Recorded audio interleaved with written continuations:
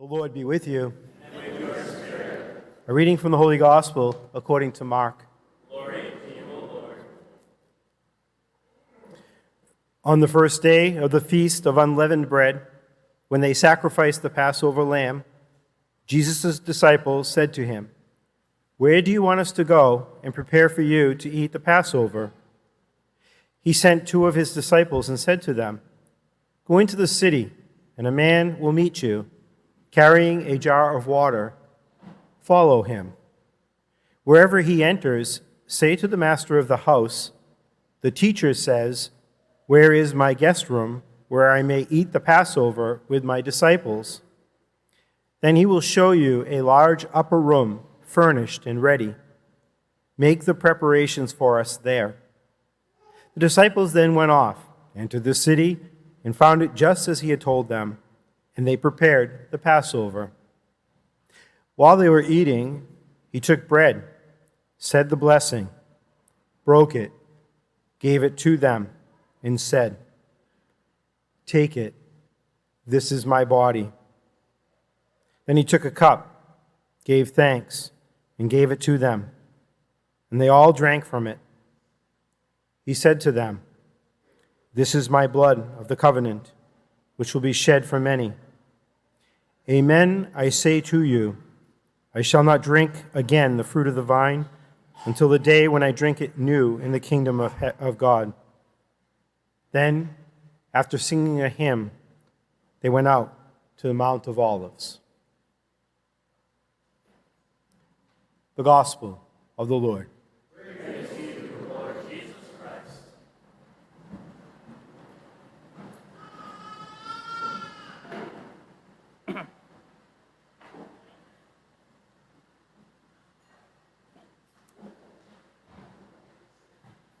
After 56 years of serving seafood around the country, Red Lobster restaurants filed for bankruptcy last week. Now, I'm sure there are many reasons that led to Red Lobster's troubles, but the straw that broke the camel's back was the all-you-can-eat shrimp promotion that they had added to their menu in the last few months. For just $20, you could sit there and have endless helpings of shrimp brought to you. You could eat shrimp to your heart's content. And if there's any lesson here, maybe it's that you should never underestimate the appetite of the American consumer, because while Red Lobster anticipated the second helping that most customers would order, what they did not anticipate was the third helping, and the fourth helping, and the fifth helping. Before they knew it, Red Lobster had lost over $11 million on the promotion in a matter of weeks, and bankruptcy quickly followed.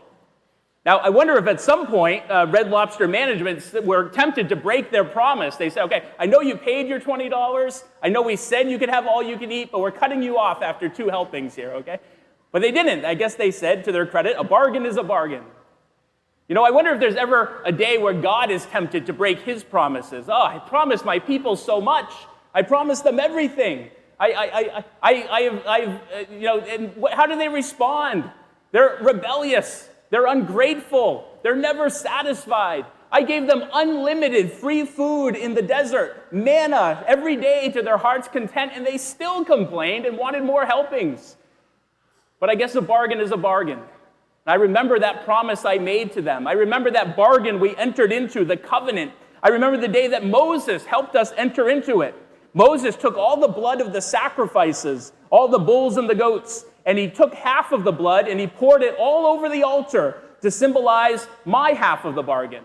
Then he took the other half of the blood and he sprinkled it on the people to symbolize their end of the bargain. We entered into this blood pact together, and Moses says, "This is the blood of the covenant." How long ago that was. And now my people are crying out to me in their need. They've gotten into trouble. They've wandered away from the covenant like they always do. They've gotten themselves into trouble. So I'm going to rescue them. Even if they're unfaithful to the covenant, I will not be unfaithful to the promise that I made that day. I will send my son to them this time. And my son will do what even Moses could not do, establish a covenant that will last to the end of time. I will put a new heart and a new spirit in them so that they can finally live up to their end of the bargain. And that's what we see Jesus doing in our gospel today. Jesus is getting ready to celebrate the Passover feast, that annual celebration that celebrated the covenant every year. And he was trying to feed all these people. He was trying to feed all his apostles. It's like when the scouts come over. It's very nice you're here, but I started thinking, how are we going to feed you this morning? It's a lot.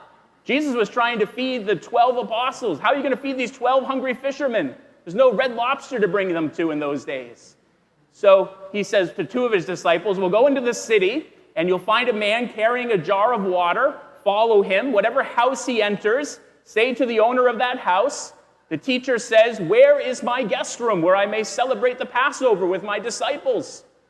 Now, if I were the owner of that house, I would say, wait a minute, Jesus, what do you mean, where is your guest room? This is my house. This is my guest room. If you come here, you would be my guest. And, isn't this a little bit late to be making preparations for the Passover? Like the meal is about to begin in a few hours. This would be like if 10 o'clock on Thanksgiving morning, you say, hey, let's get the family together and have a turkey dinner. It's a little bit too late at that point to make preparations. This upper room, Jesus, this is Jerusalem. And this place has been booked for months. This is one of the few buildings in the city that even has an upper room, that has a second floor. What am I supposed to do? Cancel my agreement with the other party? Or am I supposed to feed all of you? I would quickly go bankrupt with business practices like that. But Jesus is acting very strange in this whole thing. And the strangeness continues because at the Passover meal, he starts doing everything wrong. The Passover meal was this highly ritualized meal. It was a lot more like our Mass than it is like a Thanksgiving dinner. Every word, every gesture, every type of food, every glass of wine meant something and reminded them of the covenant. And so Jesus was supposed to say certain things, and he just didn't. Instead, we took the bread, and instead of saying, this is the unleavened bread that reminds us of how quickly we had to leave Egypt when God rescued, instead he says, this is my body given for you. And then he takes the cup of wine, the third cup of the meal, that cup of blessing, and he doesn't say, this is the blood of the covenant. He says that God made with you in Egypt. He says, this is the blood of my covenant, the new covenant that will be shed for you and for many. I tell you, I will not drink again of wine, of the fruit of the vine, until I drink it new with you in the kingdom of God. Jesus is doing everything wrong. Jesus, you're supposed to be drinking more wine. There's another cup yet to come, the fourth cup that would finish the Passover meal. And you're just saying all the wrong words. It's like you're reinterpreting the covenant. You're saying no longer is God's great sign of faithfulness what he did when he rescued you from slavery in Egypt.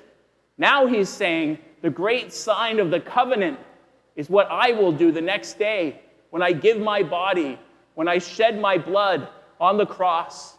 That's the great sign of God's faithfulness to the covenant. Because it was on the cross that Jesus finally drank the last cup of wine. Someone put a sponge into the wine and put it up to his lips, and he tasted it. And he said, it is finished. The meal is complete. Now there's nothing left that I can give. There's no more helpings to come. I've given everything. Basta, enough. It's almost as if God realized that no matter how much he gave us, we would never be satisfied until he gave us everything, until he gave us Jesus. Because, he could give us all the bread, all the wine, all the shrimp we could ever want, but we would only be hungry again. But if I give you my son, Jesus, if I make him your bread of life, then you will be satisfied. Because whoever eats of that bread will never go hungry again. There's 650 Red Lobster locations around the country. I don't know how many of them will make it through bankruptcy, but almost every state in the union has a Red Lobster, or many Red Lobsters, except for New Hampshire. We have none. And also Maine, they have none. Why? Because here you can get the real thing. No offense to the, I'm sure, quite tasty shrimp that Red Lobster has, but here you can go to the docks in Seabrook or in Rye and get fresh fish right off the boat. You're not going to get frozen shrimp from a frozen shrimp farm. If you live in Kansas, that's the best you can get, but here in New Hampshire, we have the real thing. And so that's what we have, the real thing. Jesus doesn't give us substitutes. He doesn't give us second best. He gives us the best. He gives us the best he can give, which is himself, his body, blood, soul, and divinity, everything he has, here in the Eucharist, here in the food that we eat, here in the drink that we share. What a beautiful gift that God gives us. Red Lobster has been in business for 56 years. That's a long time. But I've only been a priest for like a quarter of that time or less. I've been a priest for 15 years. Deacon Eric, he's only been a deacon for 10 years. And yet we feel very honored to be able to stand here at the altar every day and share in this great gift of the Eucharist, to see the Eucharist happen so up close, this great renewal of the covenant that God makes with us each day. What a great honor that is for us. And we were thinking, Father Bart had that great 25th anniversary celebration last summer. He had a huge party. It was wonderful. And, we have 25 years between us, so we were thinking we should at least get like a pancake breakfast or something. And we need to feed the scouts. So it all seemed to work out. And so if you'd like to come celebrate with us after Mass today, we'll be downstairs. There's a free pancake breakfast. The Knights of Columbus will hate me for saying this, but it's all you can eat pancakes. Or, we'll cut you off at 2 helpings maybe because we'll go bankrupt otherwise. But thank you to the Knights for putting on that dinner. And, I find myself this weekend thinking about my anniversary, going back to my ordination 15 years ago. And I just went to the ordination of our new priest yesterday, Father Eric Willett. And I just remember that day. Someone asked me what the weather was like that day. I think it was kind of a very nice day like this. But anyways, it's nice to go back to those moments at the beginning. I'm sure you're thinking of your ordination, Deacon Eric, because it's good for us to remember that we made a promise to God that day. We entered into an agreement.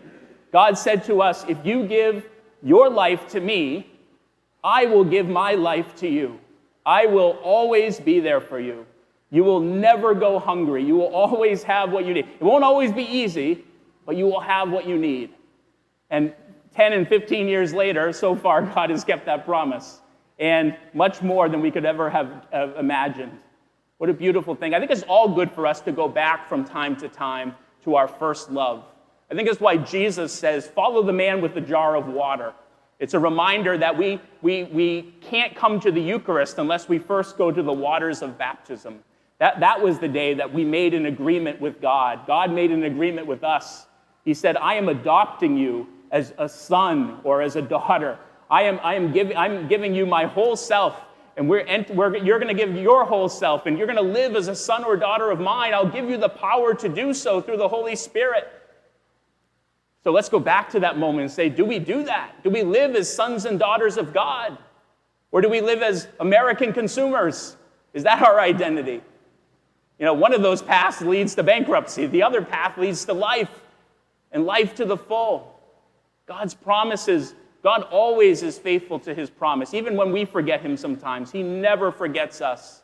And what the Eucharist is really just the renewal of that covenant that we make every Sunday, every day that we first received in baptism. And so let's go back and draw water joyfully once again from the springs of salvation. Let us enter into this feast that has no end. When we receive the gift of the Eucharist, we say, we are not in Kansas anymore. This is not Red Lobster. This is not pancakes. This is the real thing. This is Jesus himself. He is always faithful, and he brings us into a feast that will have no end.